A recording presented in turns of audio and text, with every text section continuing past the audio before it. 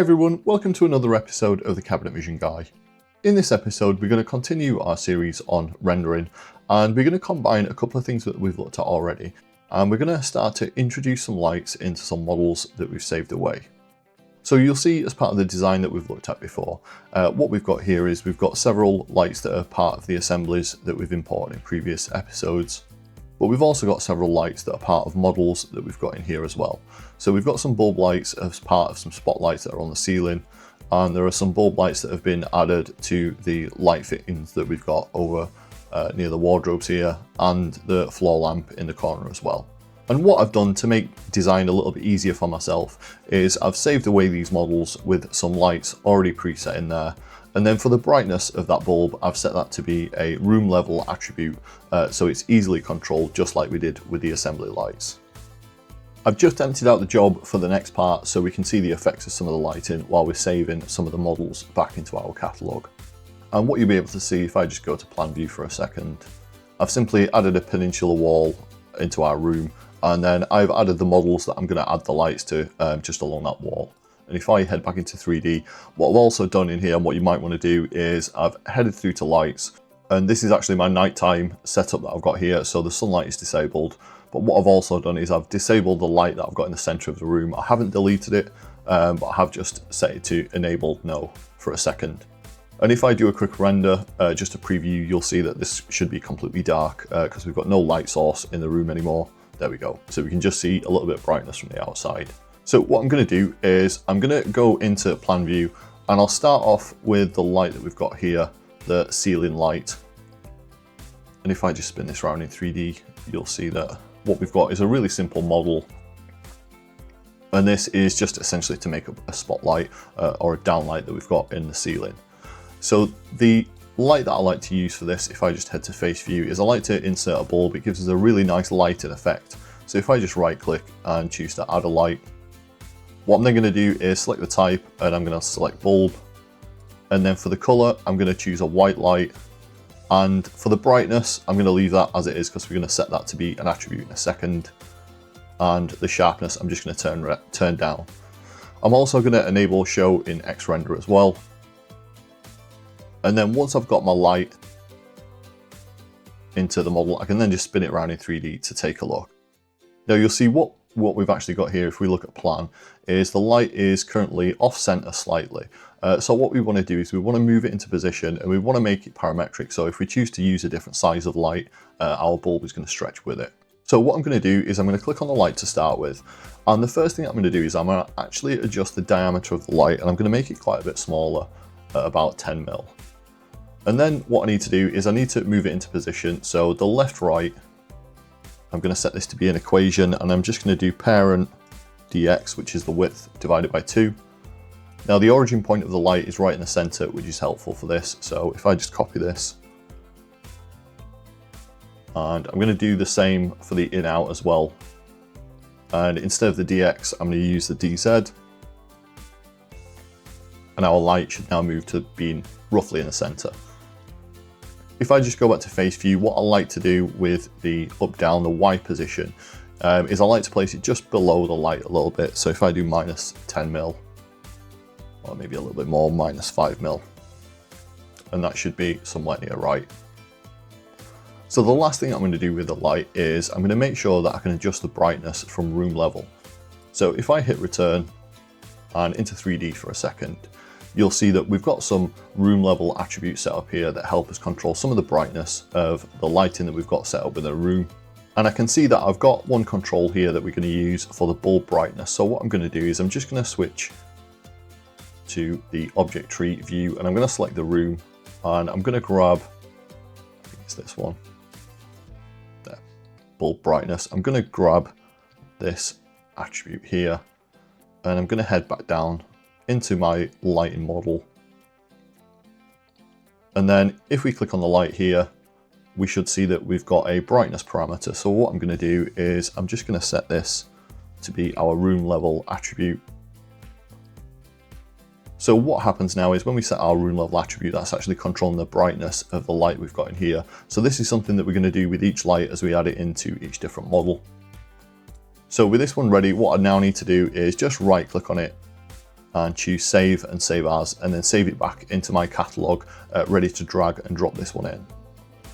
Now, one tip when we are actually inserting this type of light is what I like to do is if I just head into CAD, I usually like to draw myself some sort of guidelines as to where I'm going to place this.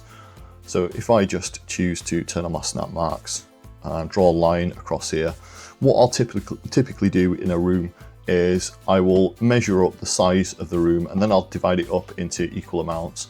And then what I might do is choose to offset some of these lines.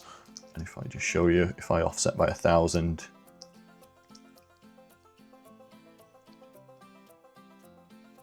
and then what we can do is if we hit select, we can then choose to break into a number of segments. And if I choose to break this into say 6, and I'm going to repeat the process for each different line that I've got here.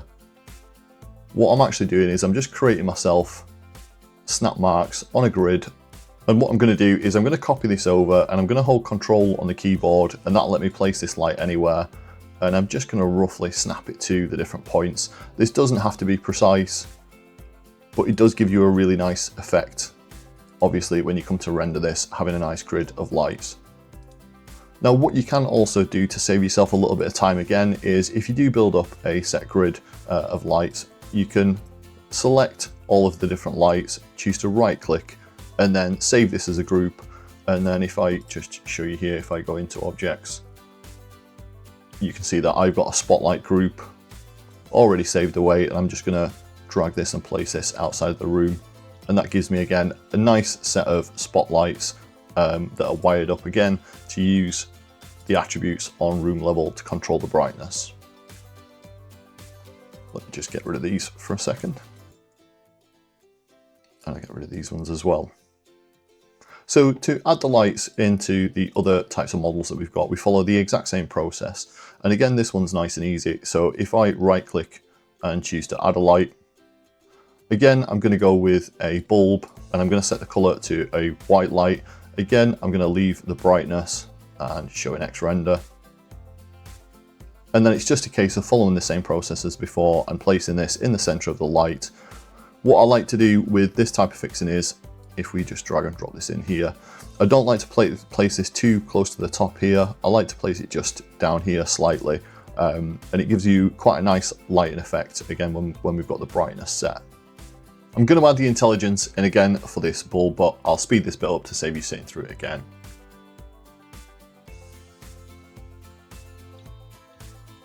And with that now set, what I can do is I can save this away just like I did with the other model, and then I'm ready to drag and drop this back into my assembly.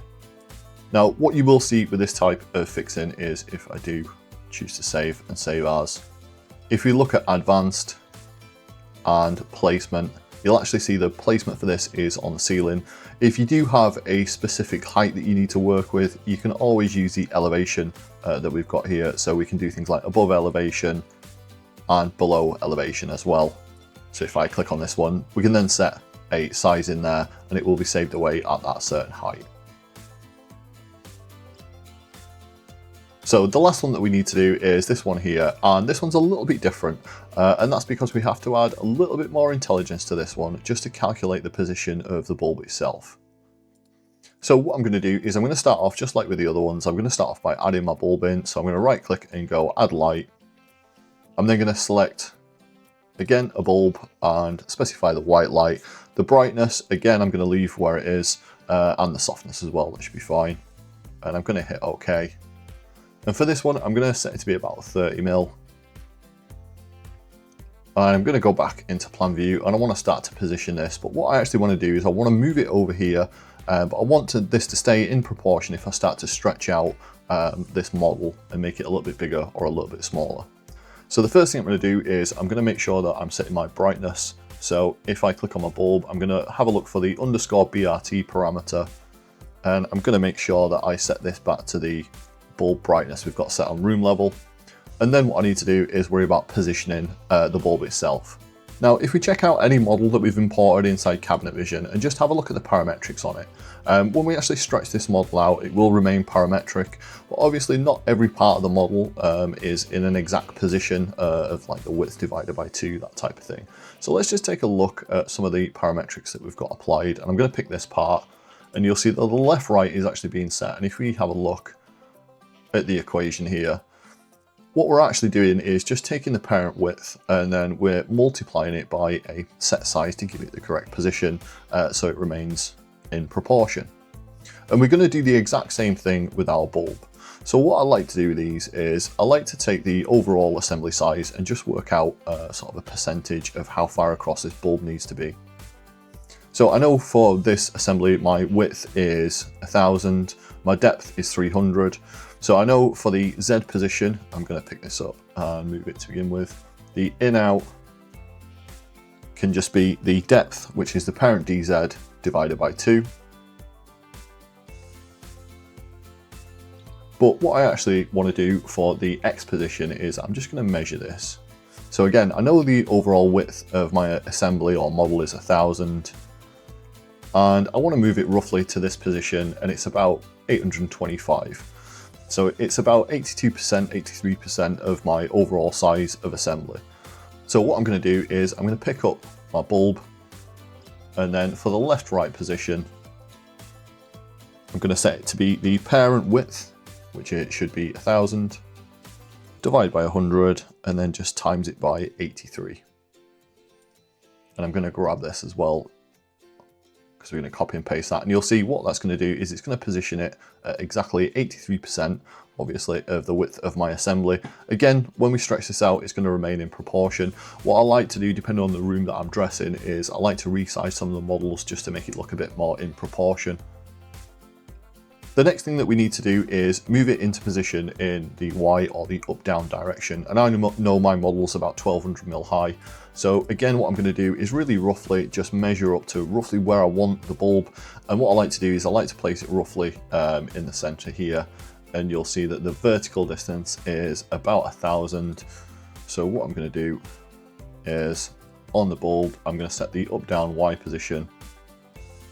And I'm going to copy and paste the previous equation that I had and change from the dx, which is the width, to the dy, which is the height. And then instead of 83%, I'm going to make this roughly about 90%. Again, a lot of this is guesswork. It doesn't really matter where this is going to be positioned inside here, as long as the bulb is inside the area that we want the light essentially to shine out from. So if I go back into 3D, and you'll see that we've got our bulb in here, and if I head back out to room level,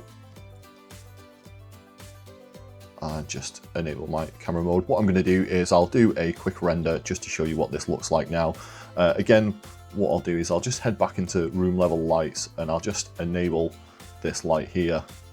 But what I'll do is I'll set it to be about 10% brightness.